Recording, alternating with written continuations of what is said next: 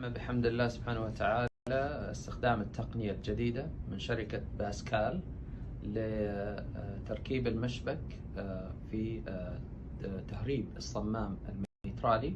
والحمد لله عملنا حالتين عبارة عن مسنتين كبار في السن، واحدة عمرها 81 سنة والثانية 78 سنة، يعانون من مشكلة ارتجاع الصمام الميترالي لفترات طويلة، ودائما يدخلوا على الطوارئ في المستشفى بموية في الرئة، ولكبر سنهم وخطورتهم ما يتحملوا العملية الجراحية.